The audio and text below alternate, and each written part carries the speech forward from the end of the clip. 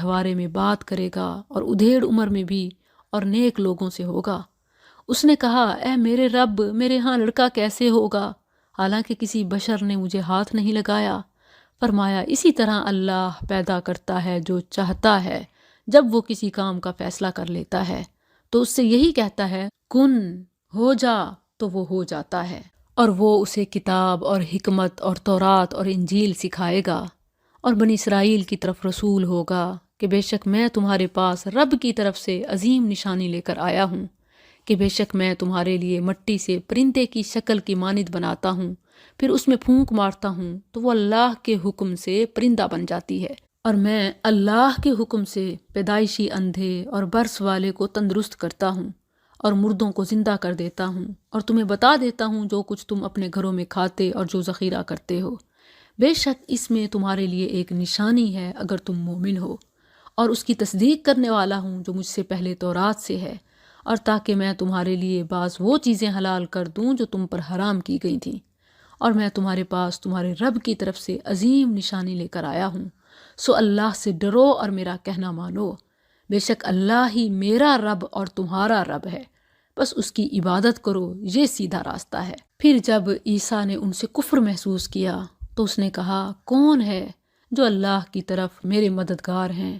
حواریوں نے کہا ہم اللہ کے مددگار ہیں، ہم اللہ پر ایمان لائے اور گواہ ہو جا کہ بے شک ہم فرما بردار ہیں۔ ربنا آمنا بما انزلت واتبعنا الرسول فاکتبنا مع الشاہدین۔ اے ہمارے رب، ہم اس پر ایمان لائے جو تو نے نازل فرمایا اور ہم رسول کے پیروکار بن گئے، سو تو ہمیں شہادت دینے والوں کے ساتھ لکھ لے۔ یہ شہید بننے کی اور اسی طرح شاہد یعنی نیکی کے گواہ بننے کی دعا ہے۔ اللہ عز و جل ہم سب کو بھی بنائے۔ وَمَكَرُوا وَمَكَرَ اللَّهُ، اور انہوں نے خفیہ تدبیر کی اور اللہ نے بھی خفیہ تدبیر کی، اور اللہ سب خفیہ تدبیر کرنے والوں سے بہتر ہے۔ یہ ان کے ارادہ قتل کا جواب ہے۔ اذ قال اللہ، جب اللہ نے فرمایا اے عیسیٰ، بے شک میں تجھے قبض کرنے والا ہوں اور تجھے اپنی طرف اٹھانے والا ہوں، اور تجھے ان لوگوں سے پاک کرنے والا ہوں جنہوں نے کفر کیا، اور ان لوگوں کو جنہوں نے تیری پیروی کی قیامت کے دن تک ان لوگوں کے اوپر کرنے والا ہوں جنہوں نے کفر کیا۔ پھر میری ہی طرف تمہارا لوٹ کر آنا ہے تو میں تمہارے درمیان اس چیز کے بارے میں فیصلہ کروں گا جس میں تم اختلاف کیا کرتے تھے۔ پھر جن لوگوں نے تو کفر کیا سو میں انہیں دنیا اور آخرت میں عذاب دوں گا، بہت سخت عذاب، اور کوئی ان کی مدد کرنے والے نہیں۔ اور رہے وہ لوگ جو ایمان لائے اور انہوں نے نیک اعمال کیے تو وہ انہیں ان کے اجر پورے دے گا، اور اللہ ظالموں سے محبت نہیں کرتا۔ یہ ہے جسے ہم آیات اور پر حکمت نصیحت میں سے تجھ پر پڑھتے ہیں۔ ان مثل عیسیٰ، بے شک عیسیٰ کی مثال اللہ کے نزدیک آدم کی مثال کی طرح ہے کہ اسے تھوڑی سی مٹی سے بنایا، پھر اسے فرمایا ہو جا سو وہ ہو جاتا ہے۔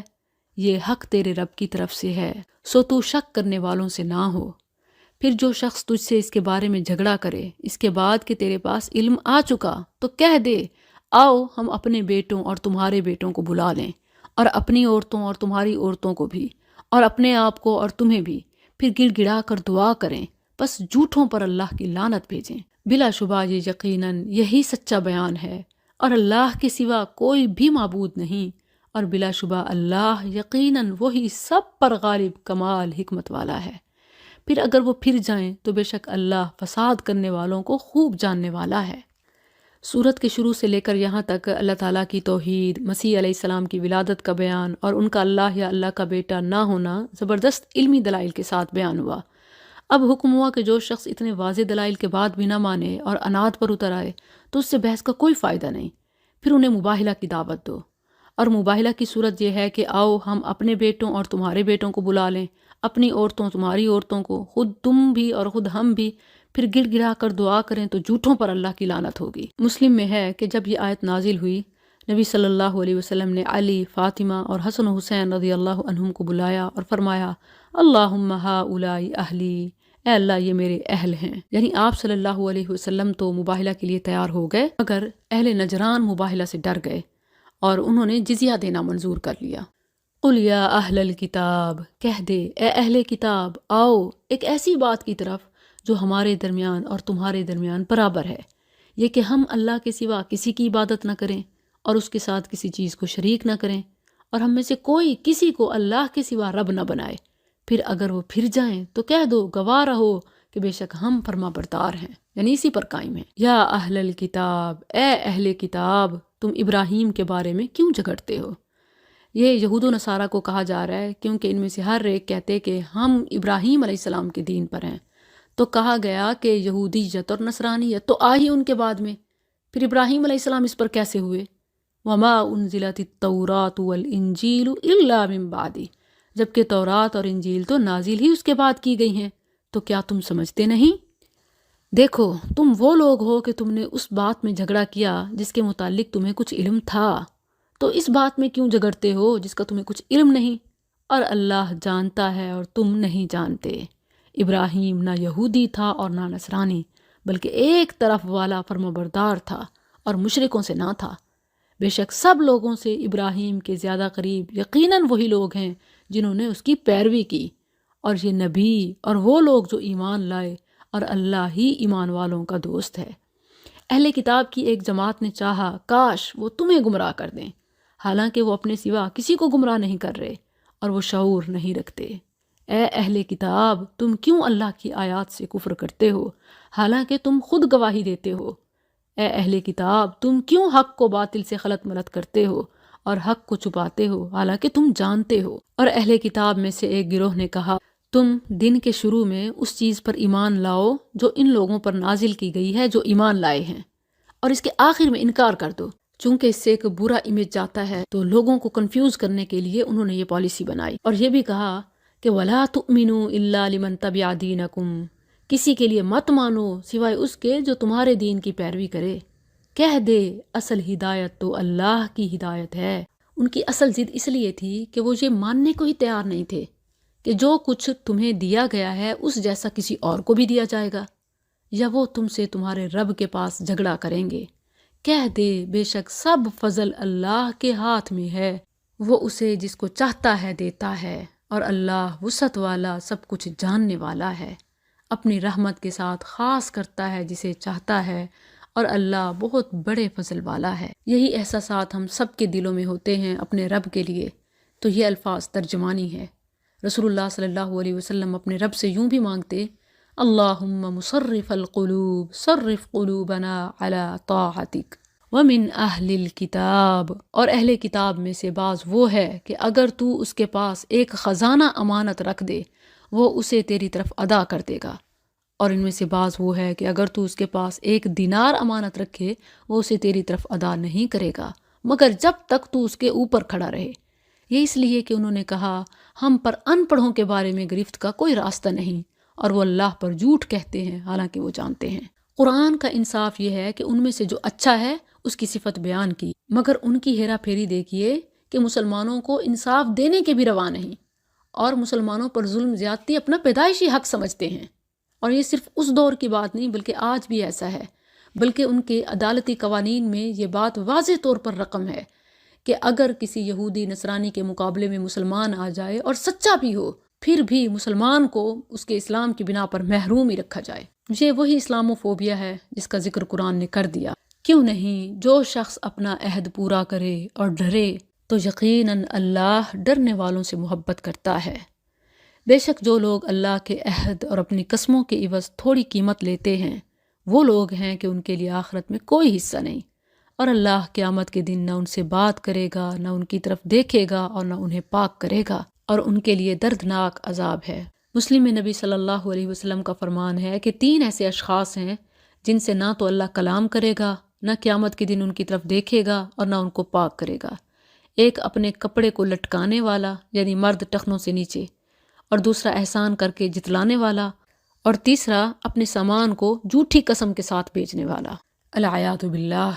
وَإِنَّ مِنْهُمْ، اور بے شک ان میں سے یقیناً کچھ لوگ ایسے ہیں جو کتاب پڑھنے کے ساتھ اپنی زبانیں مروڑتے ہیں تاکہ تم اسے کتاب میں سے سمجھو حالانکہ وہ کتاب میں سے نہیں، اور کہتے ہیں یہ اللہ کی طرف سے ہے حالانکہ وہ اللہ کی طرف سے نہیں، اور اللہ پر جھوٹ کہتے ہیں حالانکہ وہ جانتے ہیں۔ کسی بشر کا حق نہیں کہ اللہ اسے کتاب، حکم اور نبوت دے، پھر وہ لوگوں سے کہے کہ اللہ کو چھوڑ کر میرے بندے بن جاؤ۔ اور لیکن رب والے بنو، اس لیے کہ تم کتاب سکھایا کرتے تھے اور اس لیے کہ تم پڑھا کرتے تھے۔ اللہ نے نبیوں کو بھی یہ اجازت نہیں دی کہ وہ لوگوں کو اپنی طرف مائل کریں۔ یہاں تو مریدین اپنے اپنے اماموں اور پیروں فقیروں کے کلمے پڑھتے نظر آتے ہیں۔ وَلَا يَأْمُرَكُمْ، اور نہ یہ حق ہے کہ تمہیں حکم دے کہ فرشتوں اور نبیوں کو رب بنا لو۔ کیا وہ تمہیں کفر کا حکم دے گا اس کے بعد کہ تم مسلم ہو؟ اور جب اللہ نے سب نبیوں سے پختہ عہد لیا کہ میں کتاب و حکمت میں سے جو کچھ تمہیں دوں، پھر تمہارے پاس کوئی رسول آئے جو اس کی تصدیق کرنے والا ہو جو تمہارے پاس ہے، تو اس پر ضرور ایمان لاؤ گے اور ضرور اس کی مدد کرو گے۔ فرمایا کیا تم نے اقرار کیا اور اس پر میرا بھاری عہد قبول کیا؟ انہوں نے کہا ہم نے اقرار کیا۔ فرمایا تو گواہ رہو اور تمہارے ساتھ میں بھی گواہوں سے ہوں۔ اس آیت کی روح سے رسول اللہ صلی اللہ علیہ وسلم کی اتباع تمام پر واجب ہے، اور آپ کے بعد پہلوں میں سے کسی نبی کی اتباع جائز نہیں۔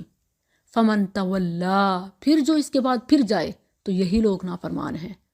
تو کیا وہ اللہ کے دین کے علاوہ کچھ اور تلاش کرتے ہیں؟ حالانکہ آسمانوں اور زمین میں جو بھی ہے خوشی اور ناخوشی سے اسی کا فرمانبردار ہے، اور وہ اسی کی طرف لوٹائے جائیں گے۔ کہہ دے ہم اللہ پر ایمان لائے اور اس پر جو ہم پر نازل کیا گیا، اور جو ابراہیم اور اسماعیل اور اسحاق اور یعقوب اور اس کی اولاد پر نازل کیا گیا، اور جو موسیٰ اور عیسیٰ اور دوسرے نبیوں کو ان کے رب کی طرف سے دیا گیا۔ ہم ان میں سے کسی ایک کے درمیان فرق نہیں کرتے، اور ہم اسی کے فرمانبردار ہیں۔ اور جو اسلام کے علاوہ کوئی اور دین تلاش کرے تو وہ اس سے ہرگز قبول نہ کیا جائے گا، اور وہ آخرت میں خسارہ اٹھانے والوں سے ہوگا۔ اللہ ان لوگوں کو کیسے ہدایت دے گا جنہوں نے اپنے ایمان کے بعد کفر کیا، اس کے بعد کہ انہوں نے شہادت دی کہ یقیناً یہ رسول سچا ہے، اور ان کے پاس واضح دلیلیں آ چکیں، اور اللہ ظالم لوگوں کو ہدایت نہیں دیتا۔ یہ لوگ، ان کی جزا یہ ہے کہ بے شک ان پر اللہ کی اور فرشتوں کی اور تمام لوگوں کی لعنت ہے، ہمیشہ اس میں رہنے والے ہیں، نہ ان سے عذاب ہلکا کیا جائے گا اور نہ وہ مہلت دیے جائیں گے۔ اس میں ان لوگوں کے لیے واضح پیغام ہے جو کرسچنز اور جوش وغیرہ کے لیے سافٹ کارنر رکھتے ہیں کہ وہ بھی تو اللہ کے نبیوں کو ماننے والے ہیں۔ نبی صلی اللہ علیہ وسلم کے بعد کسی نبی کی نبوت کا سکہ نہیں چلتا، مگر جن لوگوں نے اس کے بعد توبہ کی اور اصلاح کر لی تو یقیناً اللہ بے حد بخشنے والا نہایت مہربان ہے۔ بے شک وہ لوگ جنہوں نے اپنے ایمان کے بعد کفر کیا پھر کفر میں بڑھ گئے، ان کی توبہ ہرگز قبول نہ کی جائے گی، اور وہی لوگ سراسر گمراہ ہیں۔ بے شک وہ لوگ جنہوں نے کفر کیا اور اس حال میں مر گئے کہ وہ کافر تھے، سو ان کے کسی ایک سے زمین بھرنے کے برابر سونا ہرگز قبول نہ کیا جائے گا، خواہ وہ اسے فدیے میں دے۔ پارے کا آغاز بھی اسی سے ہوا کہ اس دن سے پہلے جس دن ذرہ بھی قبول نہ کیا جائے گا اللہ کی راہ میں خرچ کر لو، اور اب اختتام بھی اسی بات پر ہوا کہ اگر پہاڑ بھر بھی اس دن دو